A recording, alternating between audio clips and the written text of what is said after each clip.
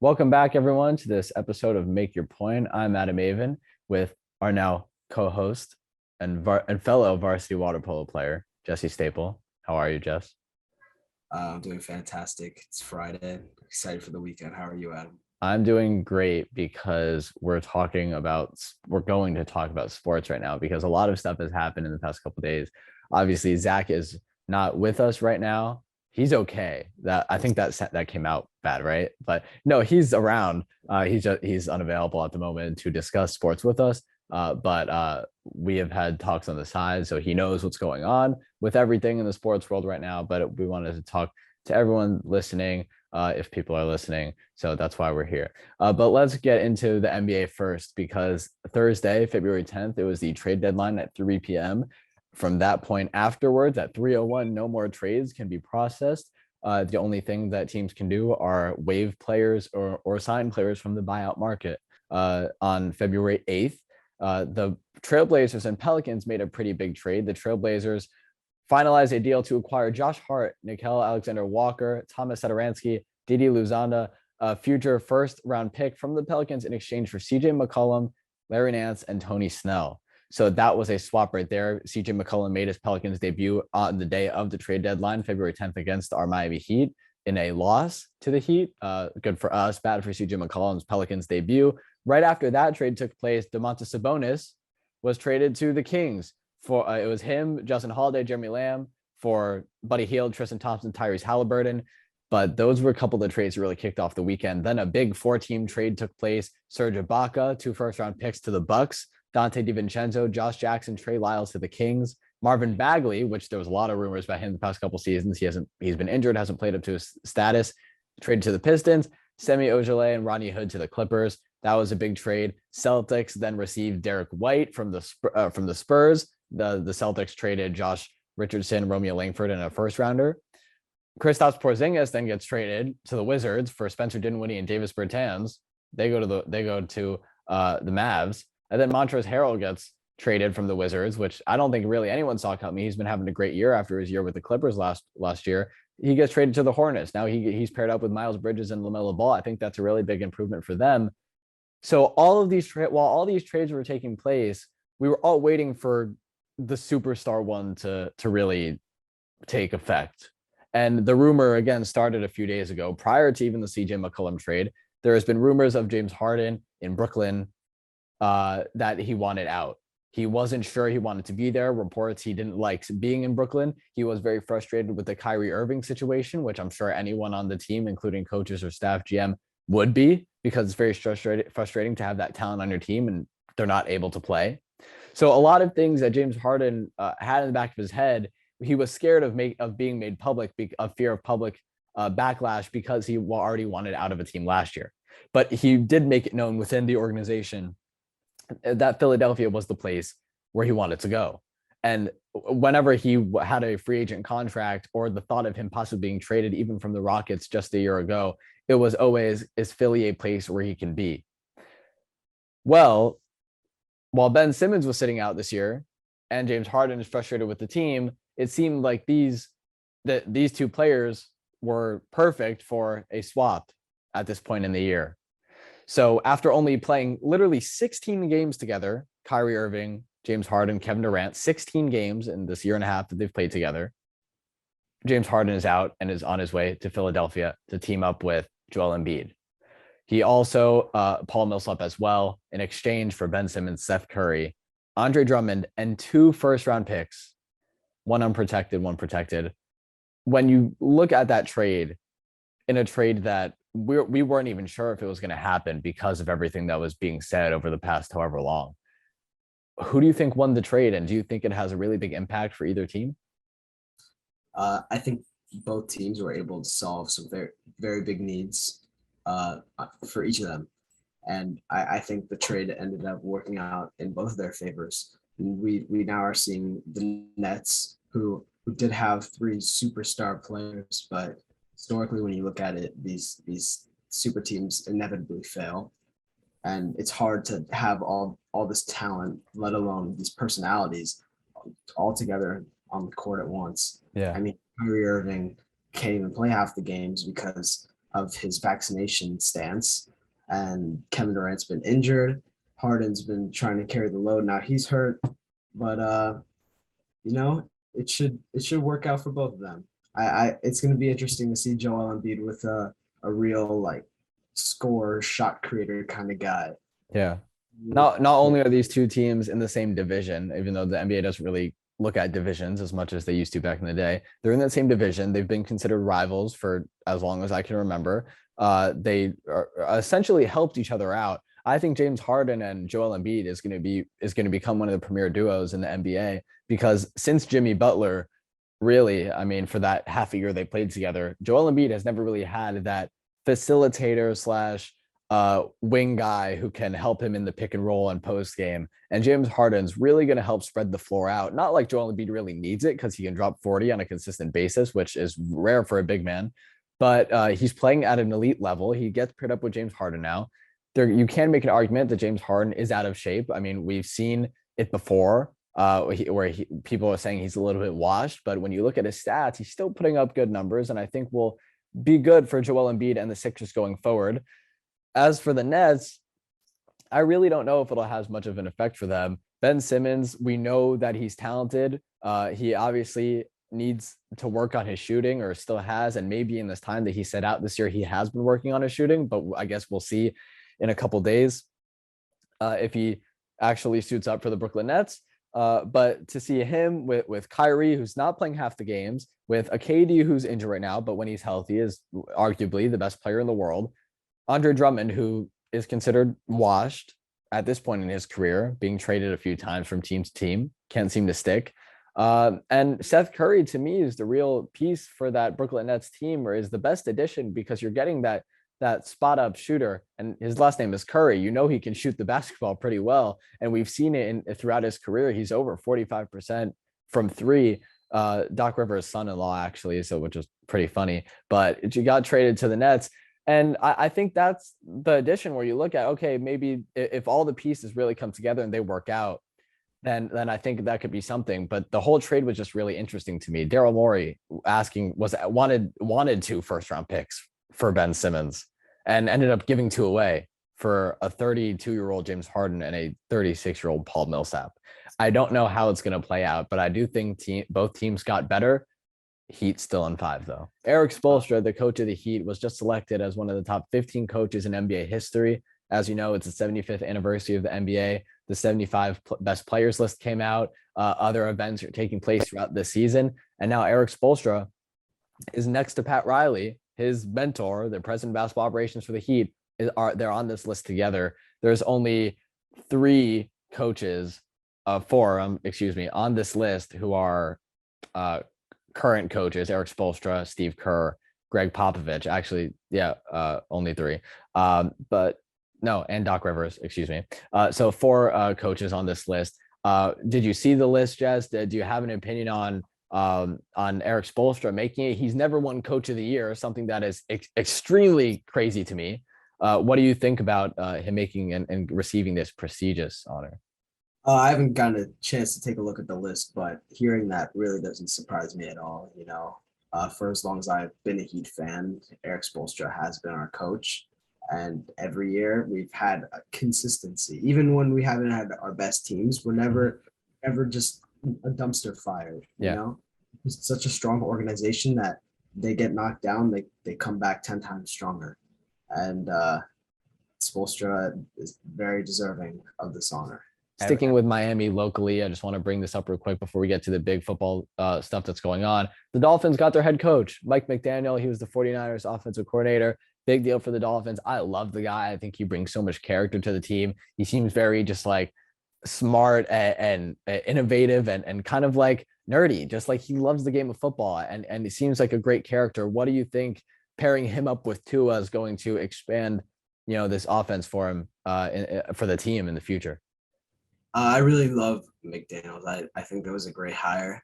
The other coaches he's worked with, Shanahan and Robert Saleh, had nothing but high praise for him, which is always a good sign. He brings that energy and character you want. It's a different. It's kind of a change of pace from Brian Flores' style of very monotone and we don't really communicate with the media. We don't show our character to them. McDaniel's kind of just all cards on the table. He's out there. He's done great things for the 49ers run game. They've had a great run game for the past 3 or 4 years now. Hopefully he can focus on getting us a better offensive line, which is something we desperately need, a Yeah. real running back.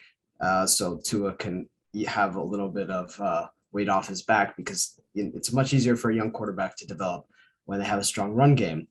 And I do really like this pairing with Tua.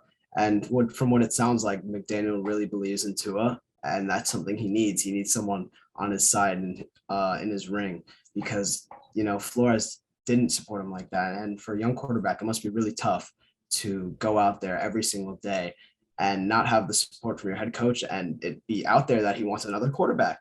It must not be good for your confidence. And now that Tua is looked at as the guy, hopefully he can step up and play like it. This is his third year. This is usually where we see where these young quarterbacks are at. And this will tell us a lot about the future for the Dolphins.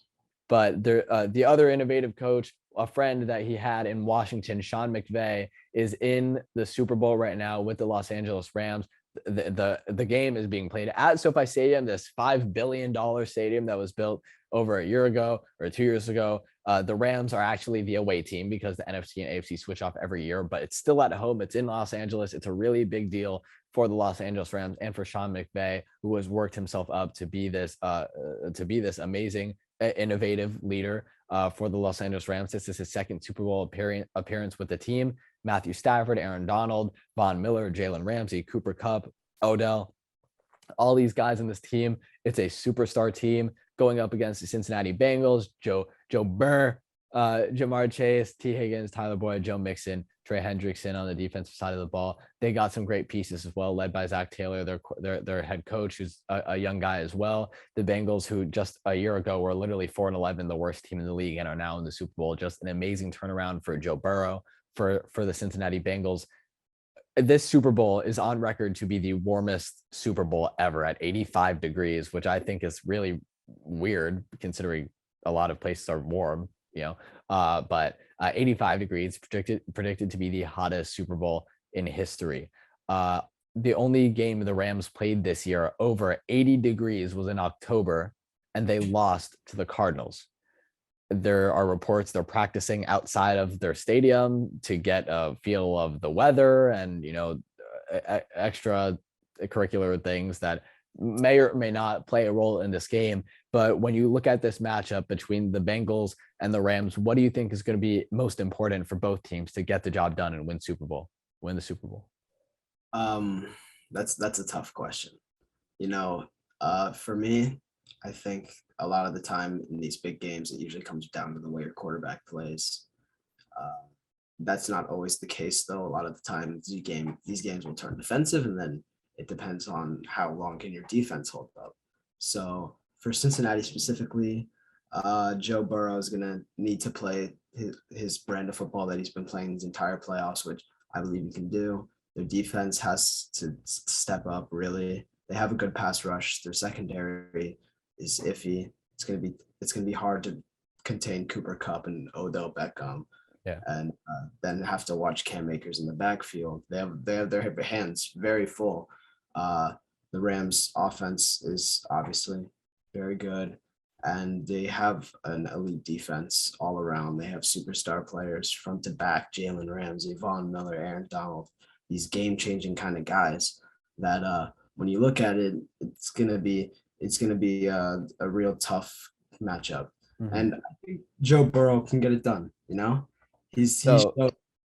What is your pick? Do you think it's going to be the Rams taking it at home in LA, or do you think it's going to be the Bengals bringing their first championship in a very long time to Cincinnati, or even Super Bowl appearance to Cincinnati? What do you think? Which way is the game going to go? Do you have a score prediction? Do you have any type of prediction for the game? Which way do you think it's going? Historically, the Simpsons have been able to predict a lot of future events, and I don't know if you saw recently the old picture from one of the episodes where the Bengals beat LA in the Super Bowl.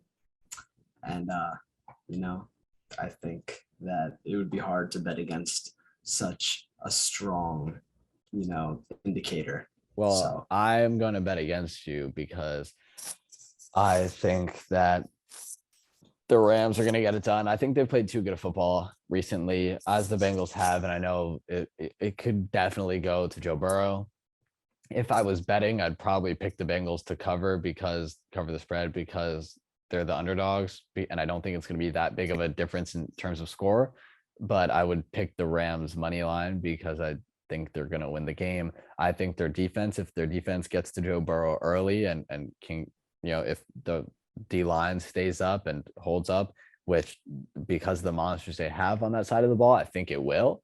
If the defense puts too much pressure on Joe Burrow, I don't know how well he'll be able to handle it, or if the offensive line will be able to handle it. So when you look at that and the way that Matthew Stafford has been slinging the ball to Odell Beckham, who stepped up and has really proven that he can be a wide receiver one when Cooper Kupp is being locked down, I don't see why the Rams won't win this one. They went all in this year. They got all the pieces for this win. Sean McVay has coached them up for this. Kevin McConnell, the offensive coordinator, took the job with the Minnesota Vikings. Raheem Morris, defensive coordinator, got that defense in shape. I think the Rams are going to take this one. Maybe we'll put some money on it, but I think Rams. You got the Bengals. That's good. We'll keep track of that. It's February 11th right now. We're making our predictions. The game is in 2 days. We'll see how it plays out. But this is really all the stuff that's been going on the past few days. The NBA trade deadline, NBA All-Star. Miami got their head coach, and the Rams and Bengals in the Super Bowl. So that's what we got. Last night was NFL honors. Aaron Rodgers got his 4th MVP on stage with Peyton Manning, who has won 5 and gifted him with the trophy. TJ Watt, Defensive Player of the Year. Cooper Kupp, Offensive Player of the Year. Jamar Chase, Rookie Offensive Player of the Year, and Micah Parsons, Defensive Rookie Player of the Year. I think all these awards were pretty predictable in terms of just, not only name recognition, but the way that they've played. I think we all kind of expected all these awards to play out. Was there any award where you thought like it could go to someone else, could go either way? The only thing I saw was I thought not necessarily that he should win it, but I think Nick Bosa probably should have been up for comeback player of the year with the year he had. Oh, Joe Burrow, comeback player of the year, won it, right? Yeah. Not to say Joe Burrow didn't deserve it, that he perfectly deserved the award. It's more that I feel like Nick Bosa should have definitely been recognized as a player who is in that kind of category. He also had a torn ACL like Burrow, and was top 5 in pretty much every defensive lineman stat category. Yeah. So, it would have been nice to see him get some recognition. But other than that, like you said, very predictable. You know what? I thought Brady might win MVP. He led in every stat this year. It made sense in passing yards and touchdowns and passing attempts. Brady played great year. He retired. Did we talk about that last time? The last episode we were discussing if he the last episode you were on, we were discussing if he was going to retire. Turns out 2 days later he did. So that was crazy also. But so much stuff has gone on, and hopefully Zach will be here with us next time to talk about whatever is next. So watch the Super Bowl on Sunday. We're talking about Tom Brady. Zach's actually visiting the University of Michigan right now. Maybe Brady will be up there also touring, and they might run into each other. We could possibly get Brady head coach Brady. Head coach Brady. That's what they're saying. Harbaugh to the NFL. Head coach Brady at Michigan. I don't know about that. I think he's retiring to spend time with his family. Yeah. But he already did start talking about a comeback. He's like, oh, I don't know, in 6 months it might feel different. But first, before there's any discussion, of that, we got to get to the Super Bowl first. And we need a proper offseason before there can be any discussion of Tom Brady coming back and playing football. Either way, it's Kyle Trask time in Tampa Bay. It's Kyle Trask time in Tampa Bay. It would be the most Tom Brady thing to announce that you're retiring and that you're coming back within 2 weeks. Yes, it would be, but as a Dolphin fan, we need to. It's okay. We're good at we're relaxing.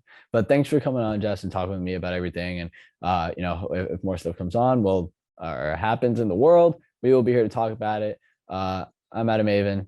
You're Jesse Staple. And this is episode 29. Make your point. 29. It's a good number.